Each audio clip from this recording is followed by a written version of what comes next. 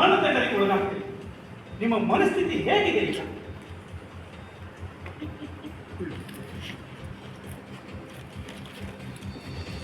ಚಂದ, ನೀವು ಮರಣದಂಡನೆಗೆ ಒಳಗಾಗ್ತಿದ್ದೀರಲ್ಲ, ಈ ಸಮಾಜಕ್ಕೆ ಏನಾದರೂ ಕೊನೆ ಸಂದೇಶವನ್ನು ಕೊಡಕ್ಕೆ ಇಷ್ಟಪಡ್ತೀರಾ?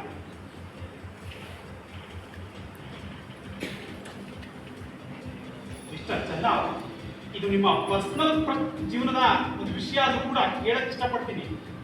ನೀವು ಮರಣದಂಡನೆ ಒಳಗಾದ ನಂತರದಲ್ಲಿ ಹೆಂಡತಿಯವರು ಇನ್ನೊಂದು ವಿವಾಹ ಆಗ್ಬೋದು. ಏನ್ರಿ ಮೀಡಿಯಾ? ಯಾರಿಗೆ ಯಾವ ಸಮಯದಲ್ಲಿ ಏನ್ ಪ್ರಶ್ನೆ ಕೇಳಬೇಕು ಅನ್ನೋ ಪರಿಜ್ಞಾನ ಇಲ್ಲ ನಿಮಗೆ? ನೀವು ಕೇಳಿದ ಪ್ರಶ್ನೆಗೆಲ್ಲ ನಾನು ಉತ್ತರ ಕೊಡ್ಬೇಕ? ಹೋಗ್ರಿ ಹೋಗಿ ಹೊರಗಡೆ, ಹೋಗಿ ಹೊರಗಡೆ. ನೋಡ್ರೆ ಬನ್ನಿ ಸರ್, ಬನ್ನಿ. ಯಾಕೆ ಸರ್ ಹೇಳ್ತಿದ್ದಾರೆ? ಹೋಗಿ ಸರ್ ಆ ಕಡೆ ಹೋಗಿ ಎಲ್ಲ ಕೂಲ್ ಕೂಲ್. ಸರ್, ಇಂಥವ್ರನ್ನ ಯಾಕೆ ಸರ್ ಸೇರಿಸ್ತೀರಾ? ಇವರೆಲ್ಲ ಅಧಿಕಾರಸ್ಥರ, ಅಧಿಕಾರಿಗಳ ಬೂಟು ನೆಟ್ಟವರು. ಛೇ, ನೋಡು ಚೆನ್ನ, ಎಲ್ಲರೂ ಹಾಗಿರೋದಿಲ್ಲ. ಒಳ್ಳೆಯವರು ಇರ್ತಾರೆ.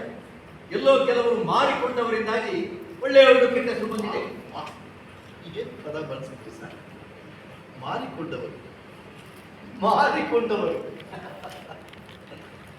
ಸರ್, ಇದು ಜಾತಿ ಮುಖಂಡರು ಮಠಾಧೀಶರು ಇವ್ರನ್ನ ನೋಡಕ್ ಬಂದಿದ್ದಾರೆ. ಚೆನ್ನ, ನಿನ್ನ ಸಮಾಜದ ಮುಖಂಡರು ಮತ್ತೆ ಮಠಾಧೀಶರು ಬಂದಿದ್ದಾರಂತೆ. ಅವ್ರ ಜೊತೆ ಮಾತಾಡ್ತೀಯೇನು? ಯಾರು ಸರ್ ಇದೆಲ್ಲ? ಸರ್, ನಾನು ನನ್ನ ಕುಟುಂಬ ಕಷ್ಟದಲ್ಲಿ ಒದ್ದಾಡ್ತಿರ್ಬೇಕಾದ್ರೆ ಯಾರು ಬರಲಿಲ್ಲ ಸರ್. ಈಗ ಬಂದಿರೋದು ಅವರು ನನ್ನ ಮೇಲಿನ ಅನುಕಂಪಕ್ಕಲ್ಲ, ಪ್ರಚಾರ ಗಿಡಿಸೋದಕ್ಕೆ, ಬಿಟ್ಟಿ ಪ್ರಚಾರ ಗಿಡಿಸೋದಕ್ಕೆ ಕಳಿಸಿ ಸರ್ ಅವ್ರನ್ನೆಲ್ಲ. ನಾನು ಯಾರ ಹತ್ರ ಮಾತಾಡಕ್ಕೆ ಇಷ್ಟಪಡಲ್ಲ. ನೋಡಿ ಕಮಲೆ, ಚೆನ್ನ ಯಾರ ಜೊತೆಗೂ ಮಾತಾಡೋದಿಲ್ಲ ಅಂತ ಹೇಳಿದ್ದಾನೆ ಅಂತ ಹೇಳಿ ಅವ್ರನ್ನೆಲ್ಲ ಹಾಗೆ ಕಳಿಸ್ಬಿಡಿ ಪ್ಲೀಸ್. ಹೋಗಿ. ಸರ್, ಚೆನ್ನನ್ನ ತಾಯಿ ಚೆನ್ನನ್ನ ನೋಡಕ್ ಬಂದಿದ್ದಾರೆ ಸರ್.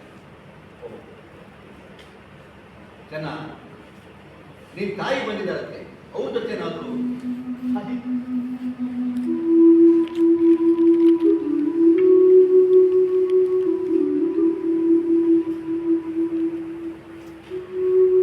ಸರ್, ನಾನು ಸೂರ್ಯನನ್ನ ನೋಡ್ಬಿಟ್ಟ. ವಾಟ್?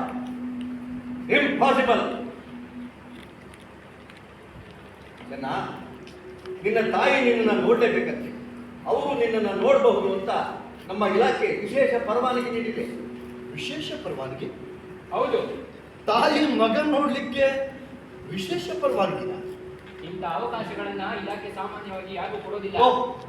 ನಾನೊಬ್ಬ ಅಸಾಮಾನ್ಯ ಕೊಲೆಗಾರ, ಹಾಗಾಗಿ ನನಗೆ ಈ ಅಸಾಮಾನ್ಯ ಅವಕಾಶ. ಸರ್, ಕಳಿಸಿ ಸರ್. ನನ್ನ ತಾಯಿನ ಕಳಿಸಿ ಸರ್, ದಯವಿಟ್ಟು ಕಳಿಸಿ ಸರ್. ಕಾಂಬ್ಳೆ,